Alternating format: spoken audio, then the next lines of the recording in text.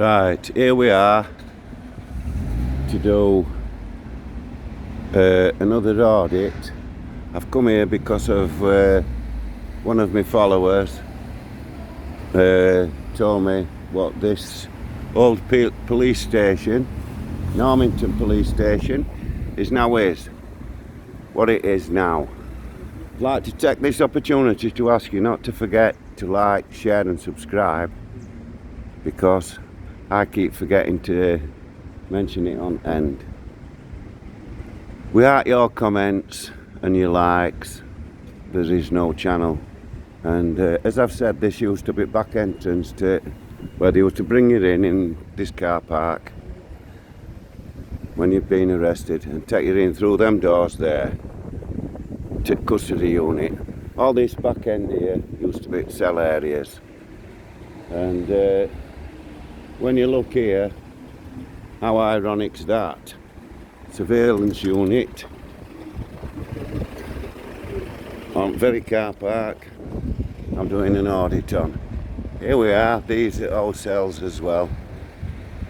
And I wanted to come back here because it highlights what Normanton police were actually like. And as you can see now, I'm revealing what the old police station is, which is, as my follower on my channel pointed out, it's pretty ironic really, because it means the old pig shop now sells pre-packed sausage and bacon. So the sausage meat factory, Normanton police station, is now another sausage meat factory known as Farm Foods. How ironic's that? This is where main officer that used to harass me, his name was Detective Sergeant Cox, and his best mate was Detective Constable Morehouse. Now they used to hound me. Everything I did, they followed me. Everywhere I went. Admitted I was a criminal at the time. And I used to do precious metals, one of the things I did. And we lived in Wakefield town itself. And as I've said, Detective Sergeant Cox and Detective Constable Morehouse chased us all over. They never managed to nick me for precious metals, but it walked through one to trying. My mate lived in a flat on Bullring, not Bullring, main roundabout near Old Crown House at bottom of Westgate. And all his walls, he used to graffiti them. So we used to leave signs up there on walls for a police car chasing a van, which were meant to be DC Detective Sergeant Cox and Detective Constable Morehouse. And we used to write above it, DC Cox and Morehouse, your work is in vain. Moonlight metals have struck again. Now I've come here to tell this story because, as I've said, this is just where police station was, right? And just down here, not even 2 minutes away, down here into Normanton itself, is the Barclays Bank.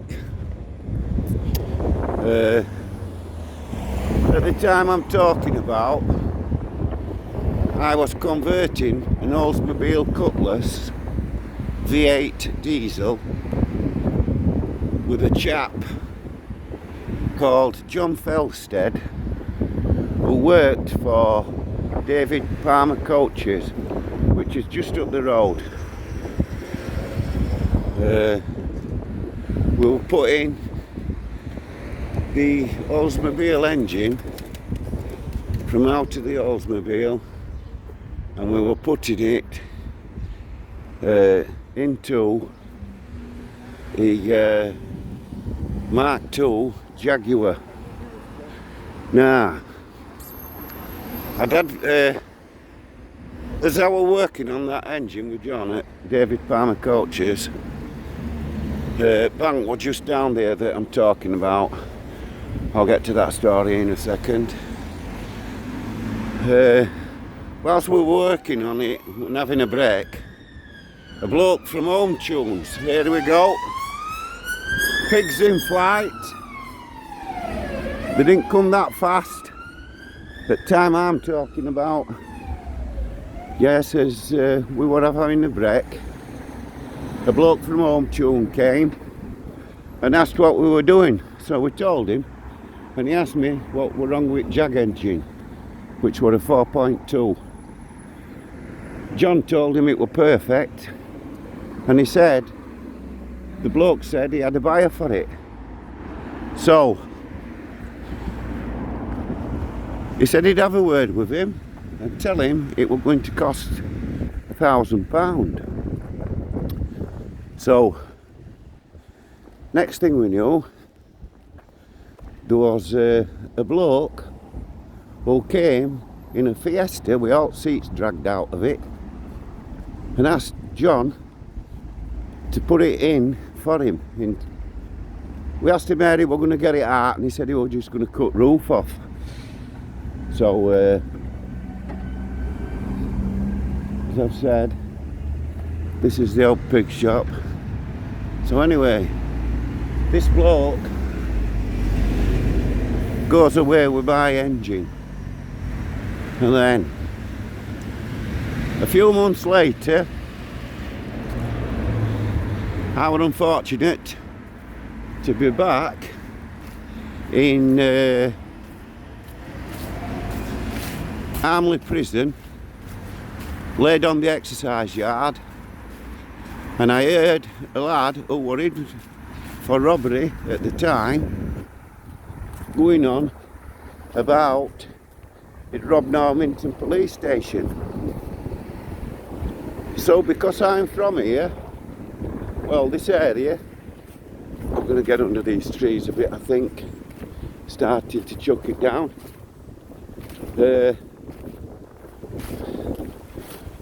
He attracted my attention, so I asked him, and he told me he'd bought the Jag engine from David Palmer Coaches, and I couldn't believe it.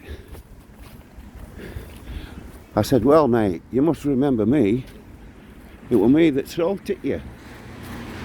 So what happened was, after the bloke told him it was going to cost him £1,000, he got himself a crash helmet. He came here and he parked his car in the car park at back at shops up here, put his crash helmet on, and he walked into the Barclays Bank with 2 copper tubes in a plastic bag, and he waved it at the woman, and he told her if she didn't give him £1,000 straight away,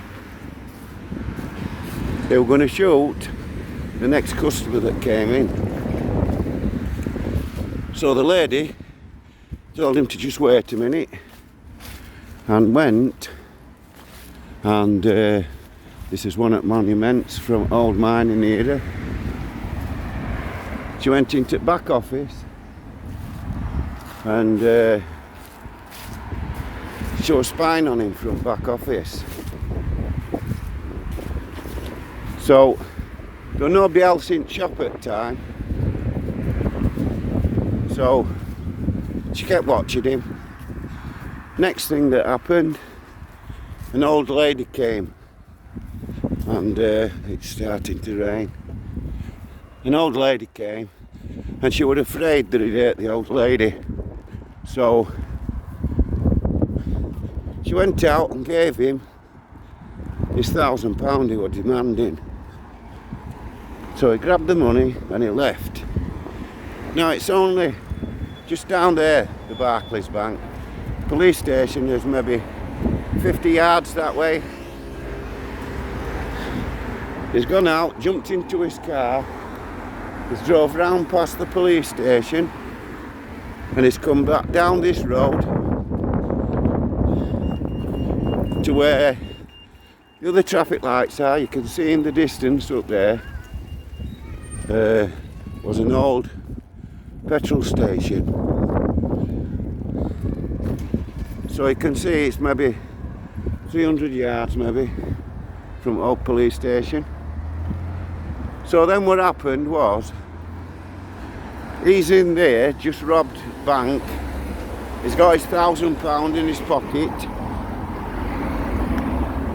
So, and he's in his Fiesta with no seats in. So he's in that garage, petrol station there, putting petrol into his car that were running out of petrol by this time.